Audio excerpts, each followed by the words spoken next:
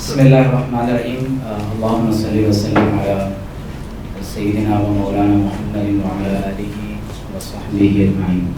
ہمارا آج کا جو گفتگو کا موضوع ہے وہ مکالمے کے مفہوم اور اس کی کچھ عملی صورتوں سے متعلق ہے، اور مجھے یہ بتایا گیا کہ یہ اس وقت جو ہماری آڈینس ہے وہ بہت زیادہ تنوع ہے، اس میں بہت زیادہ ڈائیورسٹی ہے، کیونکہ عموماً ہمارے ہاں جب لوگ گفتگو کرتے ہیں یا ان کے مابین ڈسکشن یا رانا صاحب نے بہت سارے ہمیں مناظرہ، مباحثہ اور مکالمہ اور اس سے ملتے جلتے کچھ مزید الفاظ ہمارے سامنے تفصیل کے ساتھ بیان کی، تو ابھی جو ہماری آڈینس ہے وہ بہت زیادہ ڈائیورسٹی کے ساتھ ہے، کیونکہ عموماً جب ہم گفتگو کرتے ہیں وہ ایک ہی مسلک یا سیکٹ کے لوگ ہوتے ہیں، لیکن اگر یہ گفتگو انٹرسیکٹس ہوتی ہے، یعنی اس میں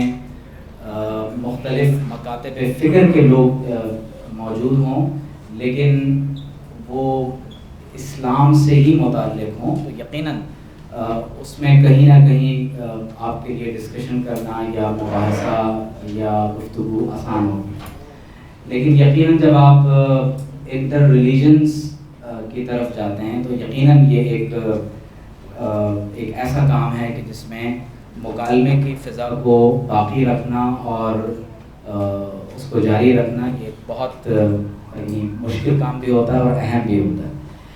لیکن بہرحال میں گفتگو کا آغاز یہاں سے کر رہا ہوں کہ اس وقت ماڈرن ڈے ڈسکورس میں بالخصوص جب آپ کالونیل پیریڈ کے بعد دیکھتے ہیں تو universal declaration of human rights, جسے ایک بین الاقوامی انسانی حقوق کے چارٹر کے طور پر تسلیم کیا جاتا ہے، اس میں ریلیجیس فریڈم کے حوالے سے ایک پورا آرٹیکل موجود ہے کہ جس میں مذہبی آزادی کو ایک بین الاقوامی حقیقت کے طور پر قبول کیا جاتا ہے، اور اس وقت یعنی پوری دنیا میں جو دانشور ہیں ان کی رائے یہ ہے کہ اگر آپ دنیا میں پیس اور کو ایگزسٹنس کے ساتھ آگے بڑھنا چاہتے ہیں تو اس کا سب سے آسان طریقہ یہ ہے کہ آپ ریلیجیس فریڈم کے ساتھ ریلیجیس پلورلزم کے لیے ایکسیپٹنس آپ پوری دنیا کے اندر تسلیم کروائیں، اور کیونکہ ہمارے جس دور میں ہم زندہ ہیں یہ گلوبلائزیشن کا دور ہے، یہ خاص طور پر جو ذرائع ابلاغ آپ دیکھ رہے ہیں، صرف ایک چھوٹے سے فون پر آپ پوری دنیا کی خبریں بیک وغیرہ، ایک ابھی واقعہ کوئی امریکہ میں یا برطانیہ میں یا فیجی آئی لینڈ میں ہوا ہے تو اگلے لمحے وہ خبر آپ کے پاس آپ کے ٹیبلٹ میں یا آپ کے آئی فون میں آپ کے ہاتھ کی ہتھیلی پر ہوتی ہے۔ تو کیونکہ بہت تیزی کے ساتھ ذرائع ابلاغ اس وقت آگے بڑھتے چلے جا رہے ہیں، اور ہمارے ہاں نوجوان بالخصوص یا مختلف مذاہب یا مکاتب فکر سے تعلق رکھنے والے افراد وہ ان ڈیبیٹس میں یا ان مکالمات میں حصہ بھی لیتے ہیں، تو یہ ضروری ہے کہ بالخصوص اس طرح کے موضوعات پر ایک ریلیجیس ڈائیورسٹی کے ساتھ مکالمے کی اہمیت کو بھی واضح کیا جائے اور اس کو ایکسیپٹ بھی کیا جائے۔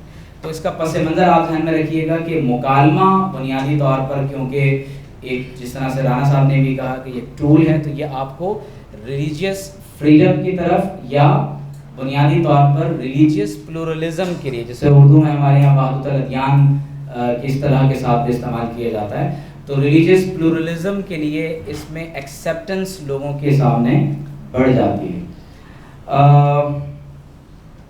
یہاں پر میں اس کا آغاز، کیونکہ زیادہ تر ہمارے پاس مسلم اسکالرز بھی ہیں اور وہ مختلف مکاتب فکر اور مذاہب سے تعلق رکھنے والے افراد بھی ہیں، اور قرآن مجید میں بہت سے مقامات پر، یعنی میں اس کو یہاں سے بات کو میں شروع کر رہا ہوں کہ جب آپ ببلیکل پروفٹس یا قرآن مجید میں مذکورہ آپ انبیاء علیہ السلام کی بات کرتے ہیں، تقریباً اراؤنڈ مور دین 24 میسنجرز یا پروفٹس کا ذکر قرآن مجید میں ہیں، اور تقریباً آلموسٹ 75 کے قریب انبیاء کا ذکر آپ کو بائبل کے اندر ملتا ہے۔ تو ہمیں یہ معلوم ہوتا ہے کہ قرآن مجید میں بہت سے مقامات پر ڈائلاگس یا جسے آپ مکالمہ، لیکن یہ قرآنک پرسپیکٹو میں ہے، ٹھیک ہے، کیونکہ ابھی جب ہم آگے دیکھیں گے کہ ویسٹ مکالمے کو کس طرح سے دیکھتا ہے، اور خاص طور پر ریلیجیس ڈائیورسٹی، یعنی ایک ایسا دور کہ جس میں ریلیجیس ڈائیورسٹی بھی ہے، ملٹی ریسزم بھی ہے، اور اس سے آگے جب آپ آگے بڑھتے ہیں تو آپ کو پولیٹیکلی اور دیگر اعتبارات سے اپنے اندر آپ کو اختلافات نظر آتے ہیں، تو اس میں مزید پھر اس کی اہمیت بڑھ جاتی ہے۔ تو یہ ہم خالصتاً ابھی قرآنک پرسپیکٹیو میں صرف ایک ہلکا سا ہم اس کا ایک وہ دیکھیں گے کہ قرآن مجید میں اس کو کس طرح سے دیکھا گیا۔ تو ہم دیکھتے ہیں کہ ابراہیم علیہ السلام کی شخصیت بہت زیادہ امپورٹنٹ ہے۔ اس کی وجہ یہ ہے کہ ابراہیم علیہ السلام کو دنیا کے 3 بڑے مذاہب میں ایز اے پروفٹ تسلیم کیا جاتا ہے۔ حضرت ابراہیم علیہ السلام کو اس لیے فادر آف دا پروفٹس بھی کہا جاتا ہے، کیونکہ ابراہیم علیہ السلام کو اسلام، کرسچینٹی اور جوڈائزم، ان تینوں مذاہب میں آپ کو ابو الانبیاء تسلیم کیا گیا، اور 11 انبیاء علیہ السلام کے سوا تمام انبیاء علیہ السلام آپ کو بنی اسرائیل میں نظر آتے ہیں۔ تو اب آپ اگر خاص طور پر ابراہیم علیہ السلام کے اس مکالمے کو دیکھیں جو آپ نے اپنے اب اس کو بعض لوگ چچا یا والد کہیں، جو اپنے فادر کے ساتھ جو ان کا ڈائلاگ ہے وہ بہت امپورٹنٹ ہے۔ آپ غور کیجئے کہ ابراہیم علیہ السلام ایک ایسے گھر میں پیدا ہوئے ہیں کہ جہاں بت تراشے جاتے ہیں، جہاں بتوں کی عبادت کی جاتی ہے، اور ابراہیم علیہ السلام کے دین کی صفت یہ ہے کہ وہ خالص توحید پر مبنی ہے، اس میں شرک کا کوئی شائبہ نہیں۔ تو ابراہیم علیہ السلام جب اپنے والد سے مکالمہ کر رہے ہیں یا اپنے چچا سے جو بہت کلوزلی ریلیٹڈ ٹو ہم، بہت زیادہ ان کے قریب ہیں، تو آپ ذرا قرآن مجید کا انداز دیکھیں کہ اذ قال لأبیہ یا ابتی، وہ اپنے باپ کو یا اپنے چچا کو یا ابتی، اے میرے پیارے ابا جان، کس خوبصورتی کے ساتھ وہ بیچ میں سے گیپ کو ختم کرتے ہوئے۔ اور قرآن مجید کے اگر آپ ان آیات میں دیکھیں تو وہ اگرچہ دلائل بھی دے رہے ہیں کہ آپ ان معبودوں کی عبادت کیوں کرتے ہیں کہ جو نہ سن سکتے ہیں نہ دیکھ سکتے ہیں، آپ کو نفع اور نقصان نہیں پہنچا سکتے، اور پھر اس کے بعد اگلے جملے میں پھر کیا ابدی کہ اے میرے پیارے ابا جان، میرے پاس تو علم ہے اور جو آپ کے پاس نہیں ہے، تو لہذا آپ میری اتباع کریں، میری پیروی کریں۔ پھر یا ابدی لا تعبدوا الشیطان، شیطان کی اتباع نہ کریں۔ تو معلوم یہ ہو رہا ہے کہ اس کے نیچے بھی اگر آپ آئیں تو یا ابدی، یعنی ایک ہی ڈائلاگ میں آپ کو 1 2 3 4 مقامات پر نظر آ رہا ہے کہ ابراہیم علیہ السلام اپنے والد کو کتنا اپنے قریب کرتے ہوئے ان سے گفتگو فرما رہے ہیں۔ اور جب باپ کی طرف سے یہ آیا کہ قال اراغب انت عن الہتی یا ابراہیم، کہ تم مجھے میرے خداؤں سے دور کرنا چاہتے ہو، تو والد نے یا باپ نے اتنا سخت تھریٹ کیا، انہیں کہا کہ لئن لم تنتہی لارجمنک واہجرنی ملیہ، فرمایا کہ میں تمہیں رجم کر دوں گا، you will be stoned to death، تمہیں پتھر مار مار کر مار دیا جائے۔ تو اس کا ریاکشن اتنے سخت جملے پر ابراہیم علیہ السلام کا ریاکشن کیا ہے؟ وہ کہتے ہیں قال سلام علیک، فرماتے ہیں پیس بی with you، آپ پر سلامتی ہو، اور فرماتے ہیں کہ سأستغفر لک ربی، میں اپنے رب سے آپ کے لیے استغفار کروں۔ اسی طرح ابراہیم علیہ السلام کا مکالمہ اگر آپ اپنی قوم کے ساتھ دیکھیں تو اس میں بھی بہت امپورٹنٹ بات یہ ہے کہ جو سبجیکٹ ہے وہ ایگزسٹنس آف گاڈ ہے، وجود باری تعالیٰ پر اس وقت دنیا کے تمام تر مذاہب کو، کیونکہ آپ جتنے بھی احباب ہیں وہ کسی نہ کسی ریلیجن سے تعلق رکھتے ہیں، اس وقت دنیا کے تمام تر مذاہب کے سامنے جو سب سے بڑا چیلنج ہے وہ ایگزسٹنس آف گاڈ سے متعلق ہے۔ خاص طور پر ماڈرن ڈے ڈسکورس میں جب سے سائنٹیفک، ٹیکنالوجیکل، انڈسٹریل ریولوشن برپا ہوا ہے، تو دنیا میں تمام تر مذاہب کے سامنے مکالمے کی بنیاد پر جو سب سے اہم سبجیکٹ ہے وہ ایگزسٹنس آف گاڈ ہے۔ اور رچرڈ ڈاکنز وغیرہ کے ریسرچز یا ڈارونزم کے تناظر میں پھر بہت سارے موضوعات ہیں جو جدید اعتبار سے ہمارے سامنے نکل کر آئے۔ تو ابراہیم علیہ السلام ایگزسٹنس آف گاڈ پر اور توحید باری تعالیٰ پر اپنی قوم کے ساتھ مکالمہ کر رہے ہیں، اور میں اس مکالمے کے ڈیٹیل میں نہیں جانا چاہتا کیونکہ مجھے جمپ اگلے موضوع پر کرنا ہے۔ بتانے کا مقصد یہ ہے کہ ابراہیم علیہ السلام جب اپنی قوم سے مکالمہ کر رہے ہیں تو کس طرح سے آپ دیکھیے کہ وہ کس طرح سے نیگیٹو ڈٹرمنیشن کے ساتھ بات کو شروع کر رہے ہیں، اور وہ فرما رہے ہیں، قرآن میں لکھا ہے کہ جب انہوں نے سیاروں کو دیکھا، ستاروں کو دیکھا، تو فرمایا قال ھذا ربی، فرمایا کہ کیا یہ ہمارا خدا ہے، اور جب وہ ڈوب گئے تو آپ نے فرمایا کہ لا احب الآفلین۔ اسی طرح سے آپ نے چاند اور سورج کو دیکھ کر آپ نے اس کی مثالیں پیش کی ہیں، اور پھر اس کے بعد آپ نے اپنے عقیدے کو وہاں پر لوگوں کے سامنے بیان کیا۔ ابراہیم علیہ السلام کا جو ڈائلاگ نمرود کے ساتھ ہوا وہ بہت امپورٹنٹ ہے۔ آپ دیکھیے کہ قرآن مجید میں خود اللہ فرما رہا ہے کہ الم تر الی الذی حاج ابراہیم فی ربہ، کیا آپ نے نہیں دیکھا اسے جو ابراہیم علیہ السلام سے ان کے رب کے بارے میں جھگڑ رہا تھا، یعنی حجت، ایک دوسرے حجت بازی جسے آپ کہتے ہیں. تو اللہ تبارک و تعالیٰ اور خود اللہ نے فرمایا کہ ان آتاہ اللہ الملک، بادشاہت اس کو اللہ نے عطا فرمائی. اب یہاں پر جو دو بڑی باتیں ہیں کہ ابراہیم علیہ السلام نے فرمایا کہ میرا رب وہ ہے جو زندہ بھی کرتا ہے اور مارتا بھی ہے، تو اس نے فوراً کہا کہ میری بھی سنیں آپ، انا احیی و امید، میں بھی زندہ کرتا ہوں اور مارتا ہوں. تو ابراہیم علیہ السلام نے پھر دوسری دلیل پیش کی اور فرمایا کہ میرا رب مشرق سے سورج کو نکالتا ہے، تم مغرب سے نکال کر دکھاؤ. تو یہ ایک ڈائلاگ کی دو یعنی تین میں نے بڑی مثالیں آپ کو ابراہیم علیہ السلام کے پاس سے دی. موسیٰ علیہ السلام فرعون سے مکالمہ کرنے جا رہے ہیں. فرعون جس نے انا ربکم الاعلی کہا، خدائی دعویٰ کا اس نے اعلان کیا. قرآن میں اللہ فرما رہا ہے اذهبا الی فرعون انه طغی، آپ دونوں فرعون کے پاس جائیں، سرکش ہو گیا ہے. لیکن جس نے خدائی دعویٰ کیا ہے، اللہ کے دو جلیل القدر انبیاء حضرت ہارون علیہ السلام اور حضرت موسیٰ علیہ السلام، جب وہ اپنی قوم یعنی کہ سردار کے پاس، جو بادشاہ تھا اس وقت کا، جو خدائی دعوے دار تھا، اس کے پاس جا رہے ہیں، تو اللہ تعالیٰ فرما رہے ہیں فَقُولَا لَهُ قَوْلًا لَيِّنًا، ذرا نرمی سے بات کیجیے. آپ بات سمجھ رہے ہیں؟ جس نے خدائی دعویٰ کیا ہے، موسیٰ علیہ السلام، ہارون علیہ السلام اس سے مکالمے کے لیے جا رہے ہیں، بات چیت کے لیے جا رہے ہیں، اور بات کی کیا کہی جا رہی ہے کہ ذرا نرمی سے بات کیجیے گا. پھر اسی طرح موسیٰ علیہ السلام کی قوم کا ایک مومن ہے، اس کا مکالمہ اپنی جگہ ہے. خاتم النبیین محمد الرسول اللہ صلی اللہ علیہ وسلم نے کوہ صفا پر جس انداز سے اپنی قوم سے خطاب کیا ہے، جو فار دا فرسٹ ٹائم جب آپ صلی اللہ علیہ وسلم نے اپنی قوم کو ایڈریس کیا ہے، تو آپ دیکھیے کہ وہ جو گفتگو ہے کتنی لاجیکل ہے. فرمایا کہ اگر میں تم سے کہوں کہ ایک آرمی دوسری طرف سے تم پر حملہ آور ہونے والی ہے، تو کیا تم میری بات کو تسلیم کر لو گے؟ پہاڑ کا جو ادر سائڈ تھا وہ ان کے لیے ان سین غیب تھا. انہوں نے کہا آپ صادق اور امین ہیں، ہم آپ کی بات کو تسلیم کر لیں. تو اسی بنیاد پر آپ صلی اللہ علیہ وسلم نے فرمایا کہ میں تم سے کہتا ہوں کہ لا الہ الا اللہ.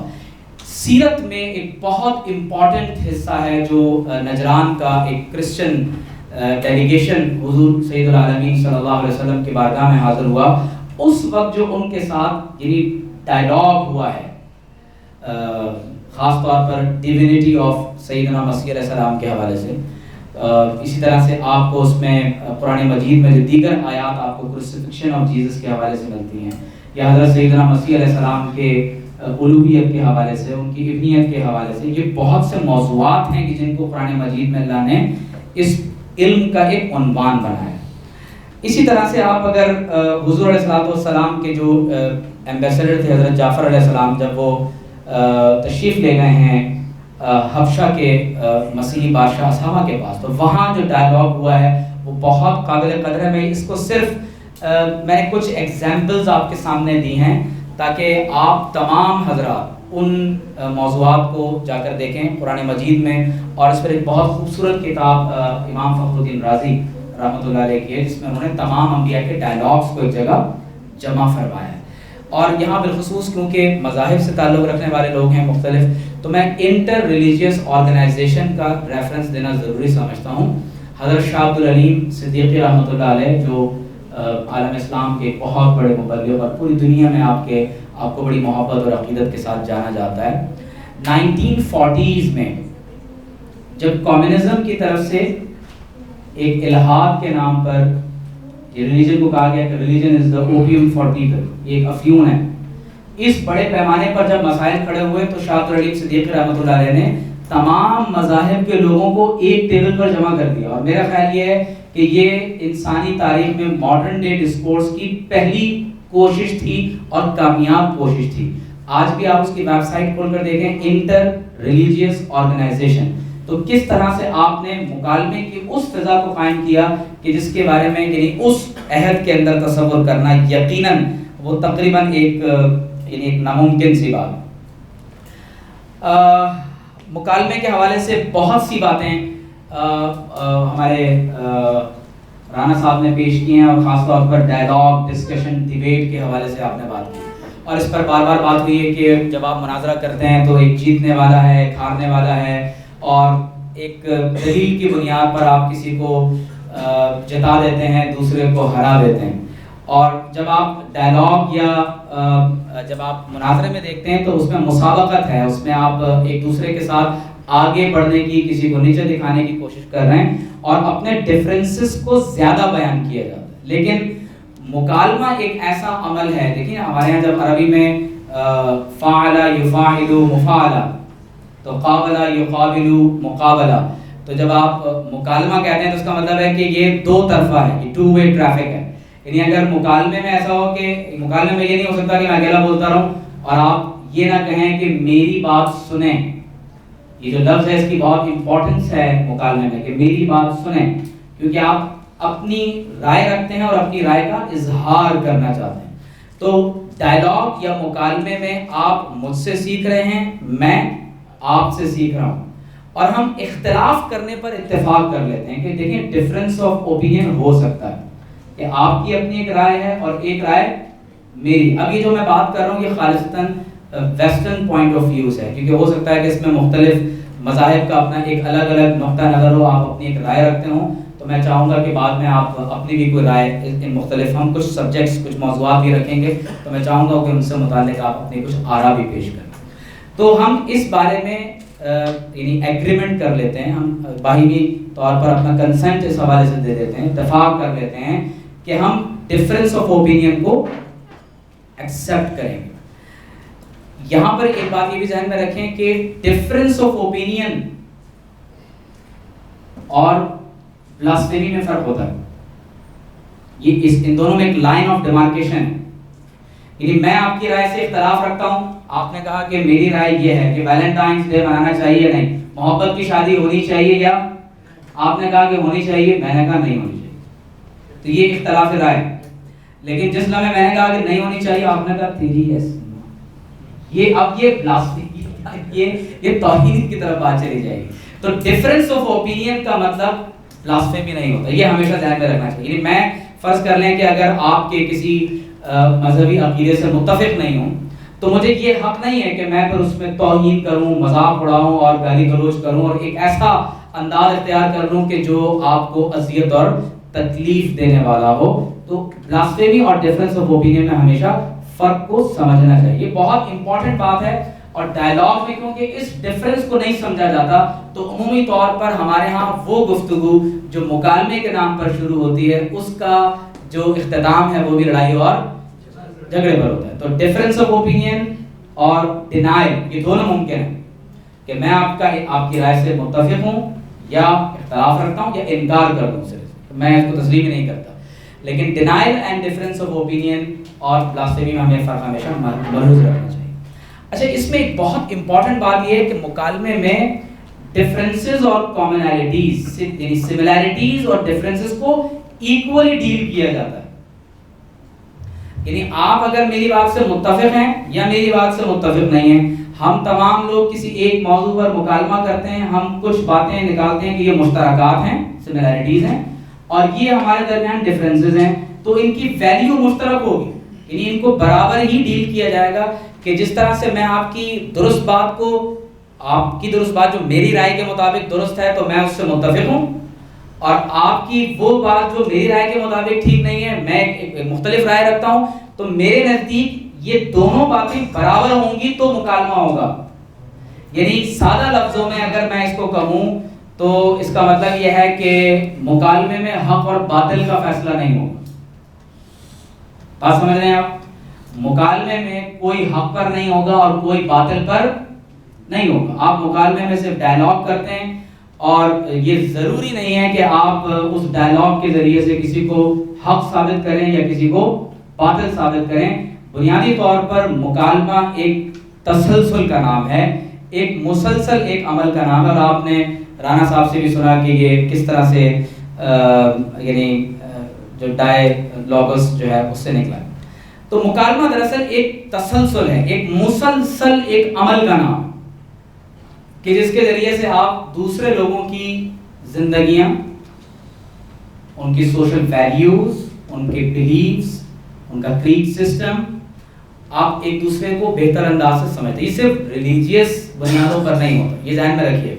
ممکن ہے کہ آپ سوشل ویلیوز سے متعلق مکالمہ کر رہے ہیں، ممکن ہے کہ وہ مکالمہ یعنی کسی اور حوالے سے ہو سکتا ہے. تو ایسے لوگوں کے ساتھ باہمی طور پر ہم کلام ہونا کہ جن کے خیالات، سوشل ویلیوز، بلیفز ہم سے مختلف ہو سکتے ہیں، تو اس عمل کو مکالمہ کہا جاتا ہے کہ ہم ایک دوسرے کے ساتھ محو گفتگو ہوں، ایک دوسرے کے ساتھ ہم کلام ہوں، اور ایک دوسرے کی زندگیاں، اقدار، عقائد کو بہتر انداز سے سمجھیں، ایک دوسرے کے ساتھ باہمی طور پر ہم گفتگو کریں، اور بالخصوص یہ گفتگو ان لوگوں کے ساتھ ہو کہ جن کے ساتھ ہمارا اختلاف رائے ہو سکتا ہے۔ اچھا، یہاں پر ایک بات ذہن میں رکھیں کہ دنیا میں کیونکہ ڈائیورسٹی بہت زیادہ بڑھ گئی، اور ڈائیورسٹی پہلے سے بھی تھی لیکن اب مزید اس کی نشاندہی اس لیے ہو رہی ہے کہ گلوبل ورلڈ میں ذرائع ابلاغ بہت تیزی کے ساتھ اپنی انفارمیشن، ہم ایک فلڈ آف انفارمیشن ہے جو ہماری طرف بہہ کر مستقل منتقل ہو رہا ہے، تو اختلافات تو ریسزم کی بنیاد پر بھی، اختلافات تو کاسٹ کریڈ کے سسٹم کی بنیاد پر بھی، اور یہی وہ اختلافات ہیں کہ جو آپ کو سوشل ویلیوز سے بڑھا کر ایک بڑے کینوس پر بھی آپ کو جو ہے وہ لے جا کر پھینک دیتے ہیں۔ تو لہٰذا خاص طور پر جب آپ مکالمے میں دیکھتے ہیں تو اس سے فہم کی سرحدوں میں اضافہ ہوتا ہے۔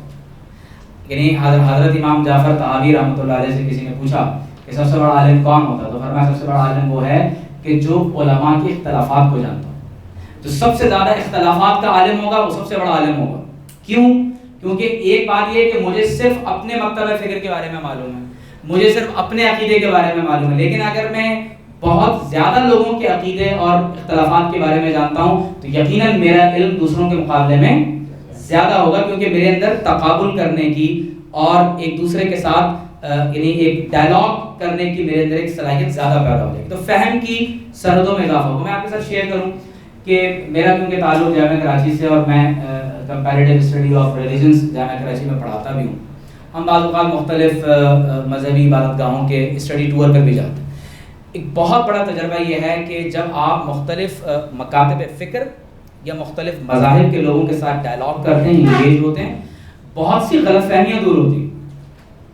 بات سمجھ رہے ہیں آپ؟ یعنی ہو سکتا ہے کہ میں اگر یہ چاہتا ہوں کہ میرا بچہ آپ کے سیکٹ والوں کے ساتھ میل جول نہ کرے، تو میں اپنے بچوں کو ایسی کچھ باتیں بتاؤں گا کہ بھائی وہ تو جو ہے لے جائیں گے اور کاٹ دیں گے اور خون میں تمہارا خون ڈال کے جو ہے نا وہ چاول کھائیں گے، ٹھیک ہے؟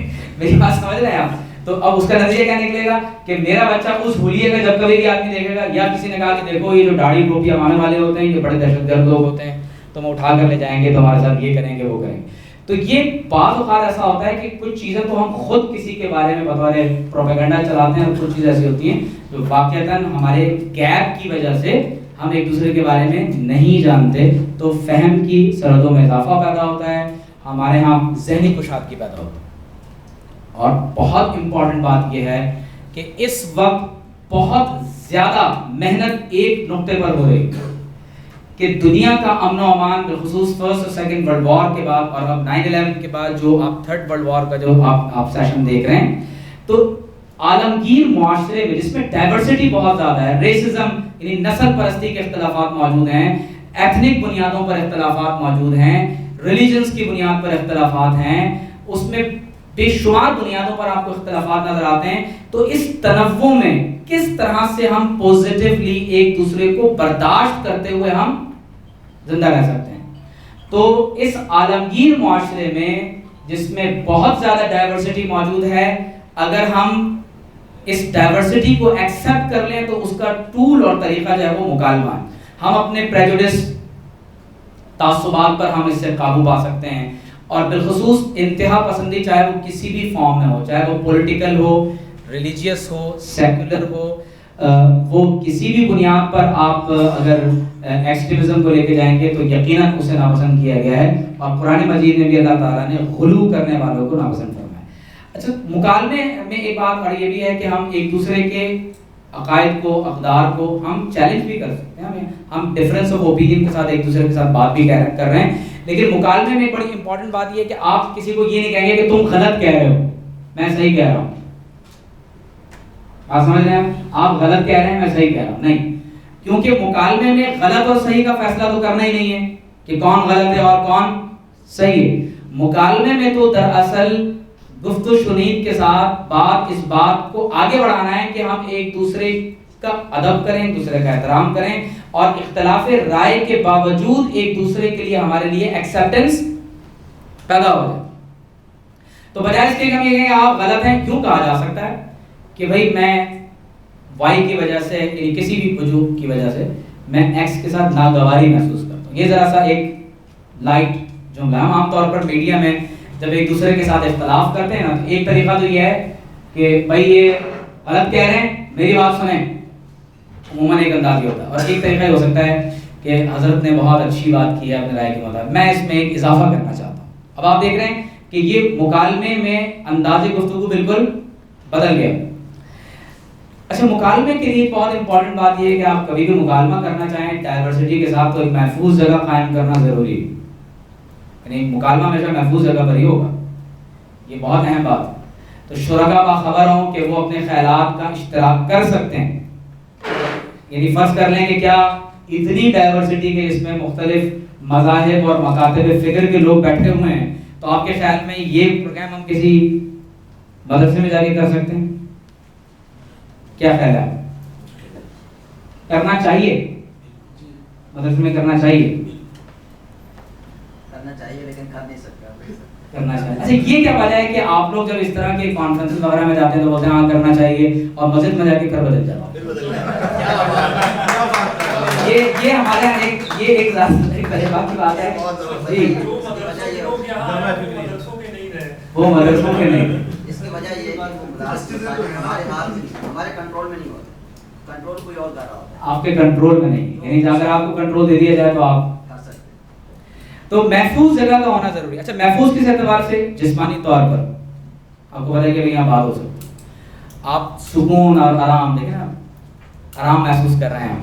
مکالمے میں خلل نہ پڑے. بدل رہا تھوڑی دیر بعد کوئی آ رہا ہے، فون آ رہا ہے بار بار، کوئی خلل پیدا ہو رہا ہے، مکالمہ نہیں ہو سکتا. اور بہت امپورٹنٹ بات یہ ہے کہ آپ آزادی کے ساتھ بولنے کے قابل ہوں. اگر آپ انسیکیور فیل کر رہے ہیں کہ میں اپنی رائے نہیں دے سکتا، تو اٹ مینس کہ وہ جگہ مکالمے کے لیے سازگار نہیں ہے. مکالمے کے سبجیکٹ میں ویسے ایک الگ موضوع ہے جو ٹرینرز کے لیے ہے کہ اس میں فیسیلیٹیشن کی کیا شرائط ہوتی ہے. اس پر ابھی ہم نہیں جانا چاہتے کیونکہ وقت بھی ہمارے پاس کم ہے، تو ہم چاہیں گے کہ صرف اسی حوالے سے ہم بات کریں. تو فیسیلیٹیشن بہت ضروری ہے مکالمے کے لیے. اگر فیسیلیٹیشن نہیں ہوگی تو ڈائلاگ کبھی بھی نہ پروان چڑھ سکتا ہے، نہ اس کو آپ قائم کر سکتے ہیں. اچھا، نفسیاتی طور پر بھی وہ جگہ محفوظ ہونی چاہیے. یعنی آپ ایسا نہ ہو کہ مستقل ایک نفسیاتی دباؤ کے اندر ہیں کہ جناب یہ جو گفتگو کرنے والا ہے، اگر میں نے ذرا سا بھی کچھ کہا تو یہ تو بس گارڈ پارٹس بھی کھڑے ہوئے ساتھ میں، تو یہ کبھی بھی گولی مار سکتے ہیں مجھے. تو نفسیاتی طور پر، جسمانی طور پر، ہر اعتبار سے جو شرکا ہیں وہ سیکیور فیل کریں اور آزادی کے ساتھ گفتگو کرنے کے قابل. اچھا، دوسروں کی بات کو توجہ کے ساتھ سننا چاہیے. کچھ اصول ہم جلدی جلدی دیکھ رہے ہیں. دوسروں کی بات کو توجہ کے ساتھ سنا جائے. ہمارے ہاں عام طور پر جو مذہبی طبقہ ہے اس کو سننے کی عادت نہیں ہوتی، چاہے وہ کسی بھی مذہب کا ہے، سننے کی عادت نہیں ہوتی. وہ چاہتے ہیں میری بات سنو. اور ہمارے یہاں عام طور پر ہوتا ہی ہے کہ جب لوگ گفتگو کر رہے ہوتے ہیں، ایک کو خطاب کر رہا ہے، کوئی لیکچر دے رہا ہے، اور دوسرا لیکچر بیٹھا ہوا ہے، تو وہ کہے گا یہ چھوڑو اس کی بات کو. تو لہٰذا دوسروں کی بات کو توجہ، مکالمے کی بات ہو رہی ہے، مکالمے میں ایک دوسرے کی بات کو توجہ کے ساتھ سننا چاہیے. پہلے تولیں پھر بولیں. یہ مکالمے کا ایک بیسک پرنسپل ہے. ڈائریکٹ میں کوئی ایسا لفظ آپ کو کہہ دوں کہ جو یعنی بات چیت ہی ختم ہو جائے، اس کے بعد بات ہی نہ بڑھ سکے آگے، تو یقیناً یعنی ہمارے ایک دوست مجھے بتا رہے تھے کہ وہ ایک صاحب کہیں کسی ادارے میں گئے، اور جیسے ہی انہوں نے سوال پیش کرنے سے پہلے کہا کہ میرا تعلق فلاں مکتب فکر سے ہے، اور میں ایک، تمہاری ضرورت کیسی ہوئی، انہوں نے آستینیں چڑھائی، اور قبل اس کے کہ وہ اس کو مارتے وہ آدمی وہاں سے بھاگ نکلا. تو تول کر بولے ہیں. ہو سکتا ہے کہ آپ اپنی بات کسی کو اچھے انداز سے سمجھانے کے قابل ہو سکے. پوزیٹیو رہنے کی کوشش کریں. ایک وقت میں ایک آدمی بولے. آپ نے دیکھا ہوگا مناظرے وغیرہ میں چوں چوں چاچا اور شور شرابہ، اور کسی کو ٹاک شوز میں آپ نے دیکھا ہوگا کیا ہو رہا ہوتا ہے. تو کیا ٹاک شوز میں یہ مکالمے کے، اس کو بولتے مکالمہ ہے لیکن مکالمہ وہاں ہوتا نہیں. تو مثبت رہنے کی کوشش کریں اور کسی کے بارے میں منفی خیال اپنے دماغ میں لگائیں، اور کوشش کریں کہ ایک وقت میں ایک ہی آدمی بولے. اور جب آپ کچھ کہنا چاہتے ہیں تو زیر غور آنے کے لیے آپ اپنا ہاتھ بھی اٹھا سکتے ہیں. یہ آداب ہیں مکالمے کے. جب بہت سارے لوگ موجود ہوں، پرنسپلز ہیں کہ آپ اپنی طرف متوجہ کر سکتے ہیں. کوئی بول رہا ہو تو مداخلت نہ کریں. اچھا کوئی کچھ کہہ رہا ہے تو ہنسے مت. ہمارے یہاں یہ ایک بڑا مکالمے کے جو فیلئرز ہیں اس کا ایک بڑا پرابلم یہ ہے کہ لوگ مکالمہ کر رہے ہوتے ہیں تو ہنس رہے ہوتے ہیں ایک دوسرے کی بات سن کے, یا کسی برابر والے کے کان میں کچھ کہہ دیا. اس کا یہ بھی مطلب نہیں ہے کہ گفتگو کرنے والا کو لطیفہ سنا رہا آپ پھر بھی ایسے بیٹھے رہیں خاموش, بالکل جیسے تمہارا لطیفہ ہمیں پسند نہیں آیا. تو جہاں ہنسنا ہو تو وہاں ہنسیں اور جہاں نہ ہنسنا ہو تو وہاں. لیکن اگر آپ کسی کے بھی مذہبی عقیدے کے بارے میں, کسی کے اقدار کے بارے میں, کسی کوئی پرنسپل وہ آپ کے سامنے بیان کر رہا ہے اور ہم ہنسنا شروع کر دیں تو یقیناً مکالمہ وہاں پر یعنی اینڈ ہو جائے گا اور وہ بات ایک توہین آمیز انداز میں اس کو گلٹی فیل ہوگا, وہ ایک اچھے انداز سے اس کو نہیں دیکھے. اچھا ہر کسی کو حصہ لینے کے لیے حوصلہ افزائی کرنی چاہیے. یعنی ہم جب کرکٹ کھیلتے تھے, بہت کم کھیلی, تو اس میں ہوتا یہ تھا کہ کیپٹن یہ کہتا تھا کہ بالنگ میں کراؤں گا کیونکہ وکٹ لینے کی ضرورت, اور جب بیٹنگ کرنے کا وقت آتا تھا وہ کہتا تھا کہ بھائی میں کروں گا کیونکہ رن بنانے کی ضرورت ہے. تو نہ میں بیٹنگ اچھی کر سکتا ہوں نہ بالنگ اچھی کر سکتا ہوں. تو جب کوئی مکالمے میں حصہ لیتا ہے تو سب کو موقع ملنا چاہیے اور ان کی حوصلہ افزائی ہو. ایک بہت اہم اصول یہ ہے کہ ہمیشہ میں کے بیانات استعمال کریں. ڈائلاگ میں میں کہیں, میری رائے یہ ہے, میں یہ سوال کرنا چاہتا ہوں, میں یہ کہنا چاہتا ہوں, میری بات سنیں. یوں نہیں کہنا چاہیے ہماری رائے یہ ہے. تو بھائی آپ دوسرے کو اس کی اپنی رائے خود دینے دیں, دوسرے کی رائے خود بیان نہ کریں. اچھا ایک اور پرابلم ہے ہمارے اندر, وہ یہ ہے ہم دوسرے کا مافِ ضمیر فوراً جان لیتے ہیں کہ اس کی نیت کیا ہے, یہ اس کے اندر کیا ہے. تو میں بتاتا ہوں آپ کیا کہنا چاہ رہے ہیں. تو یہ جو مافِ ضمیر جان کر یعنی ایک پہلے ہی تبصرہ شروع کر دینا نا, یہ بڑا خطرناک ہوتا ہے. تو میں کے بیانات ڈائلاگ میں میں سے بات شروع ہوگی, ہم نہیں ہوگی. میں یہ کہتا ہوں, میری رائے یہ ہے, میرا یہ خیال ہے, میں یہ بات شیئر کرنا چاہتا ہوں, میری بات سنیں. ہم کے صیغے میں بات نہیں کی جائے گی. اچھا جسمانی حرکات کو اتباع کی بھی ضروری ہے کہ میں کیا, میری باڈی لینگویج کیا ہے. باڈی لینگویج بہت زیادہ میٹر کرتی ہے ڈائلاگ میں, کیونکہ اگر آپ مکالمہ کر رہے ہیں اور مکالمے کے دوران باڈی لینگویج ایسی ہے کہ ہم ایک دوسرے سے بات چیت کر رہے ہوں اور باڈی لینگویج یہ بتا رہی ہے کہ یہ آدمی مکالمہ کرنا نہیں چاہتا یا کوئی ایسی حرکت ہے جس سے انسان ناراض ہو جائے, تو اس طرح کی چیزوں سے ہمیں اجتناب کرنا چاہیے ڈائلاگ کے دوران. اور گفتگو کے اندر ناراض بھی نہیں ہونا چاہیے. اگر آپ کسی کی بات سے متفق نہیں ہیں تو ناراض نہ, دوسرے کے نقطہ نظر کو سنجیدگی سے قبول کریں. اور ممکن ہے, یعنی یہ بات بہت مشکل ہے سمجھنا لیکن بہت امپورٹنٹ بات, دوسرے کی رائے کو مکالمے میں سنجیدگی سے لیں. ہمارے لیے عام طور پر یہ سمجھنا بہت مشکل ہو جاتا ہے کہ بھئی جب میں نے اپنے عقیدے کو, اپنی رائے کو اور اپنے نقطہ نظر کو تمام تر دلائل اور براہین کے ساتھ واضح کر دیا ہے, اس کے باوجود ہی میری بات کو مان کیوں نہیں رہا. بات سمجھ رہے ہیں آپ؟ تو یہ ایک بڑا پرابلم ہمارے لیے کریٹ ہو جاتا ہے. تو یہ بات ہمیں سمجھ لینی چاہیے کہ جس چیز کو ہم بہت آسانی سے قبول کیے بیٹھے ہیں, جو چیز ہمارے لیے بہت زیادہ واضح ہے, ایکسیپٹیبل ہے, ممکن ہے کہ دوسرے کے لیے اس کو اس انداز سے قبول کرنا مشکل ہو. دیکھیں قرآن میں اللہ نے فرمایا کہ قل کل یعمل علی شاکلتہ, ہر انسان کا ایک انٹلیکچوئل فریم ہوتا ہے, اسی فریم کے اندر چیزوں کو سیٹ کر رہا ہوتا ہے, دیکھ رہا ہوتا ہے. تو یہ لازمی نہیں ہے کہ جس چیز کو میں درست سمجھتا ہوں, صحیح سمجھتا ہوں, وہ مجھ پہ کلیئر ہے.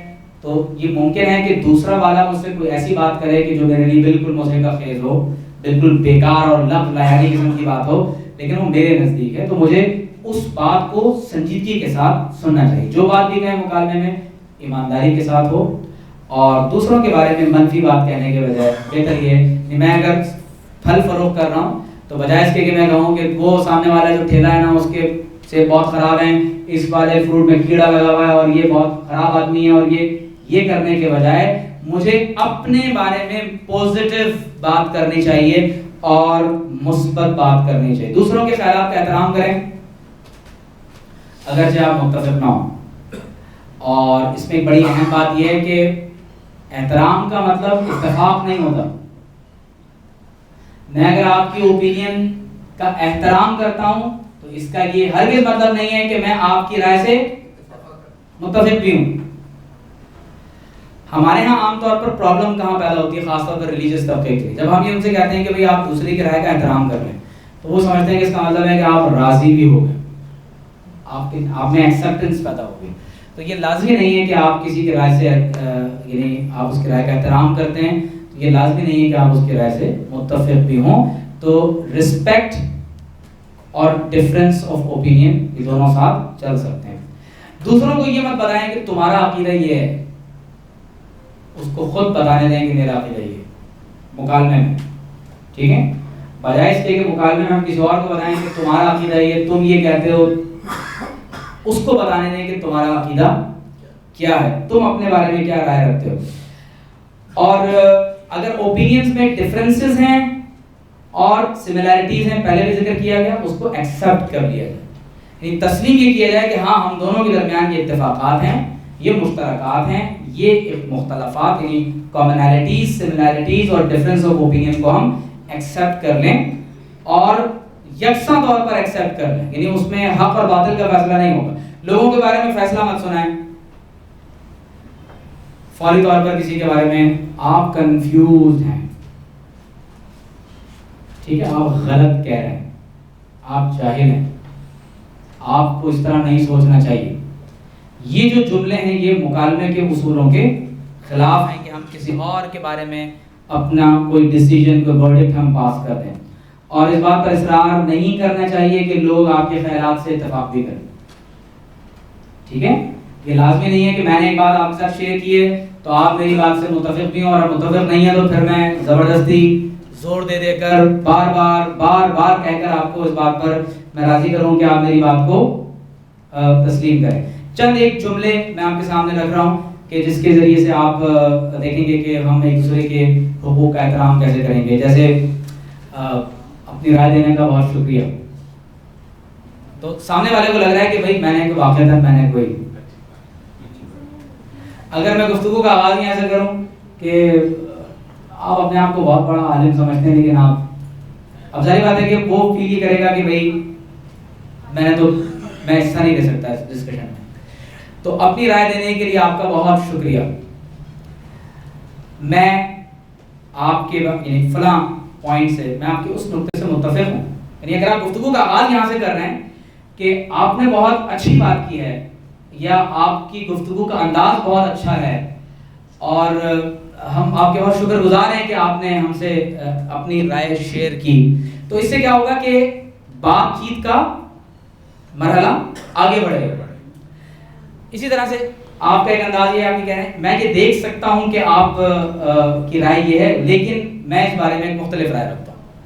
تو یہ مکالمہ شروع کرنے کا, بات کو آگے بڑھانے کا ایک ریسپیکٹفل طریقہ ہے. آپ نے کوئی بات کی تو میں کہتا ہوں کہ آپ کی دلیل جو بیان آپ نے کی ہے بہت اچھے انداز سے, لیکن اس میں ایک پہلو یہ بھی ہے, اس میں ایک اور پختگی کی بات یہ بھی ہے.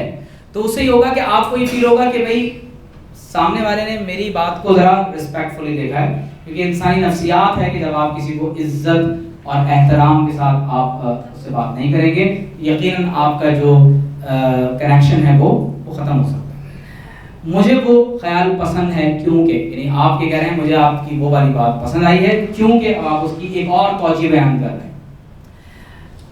آپ فرض کر لیں کہ کسی ایک فرد کی بات سے متفق نہیں ہے, لیکن آپ چاہتے ہیں کہ بھائی قبل اس کے کہ میں اپنی رائے دوں میں یقین کر لوں کہ یہ یہی بات کہہ رہا ہے یا میرے سمجھنے میں کوئی, تو آپ نے کہا کیا آپ کا مطلب یہ ہے, کیا آپ یہ کہنا چاہ رہے ہیں. تو ان جملوں سے کیا ہوگا کہ بات آگے بڑھ سکتی ہے. تو ہو سکتا ہے کہ میں غلط سمجھ رہا ہوں, لیکن جب میں یہ سوال اٹھاؤں گا کہ کیا آپ یہ کہنا چاہ رہے ہیں, کیا آپ کی یہ مراد ہے, کیا آپ کا یہ مطلب ہے, تو اگر اس کا وہ مطلب نہیں ہوگا تو وہ اپنی بات کو دوسرے انداز سے ہمارے سامنے رکھے گا. تو اس سے غلط فہمیاں دور ہونے کا بھی ایک آسان طریقہ.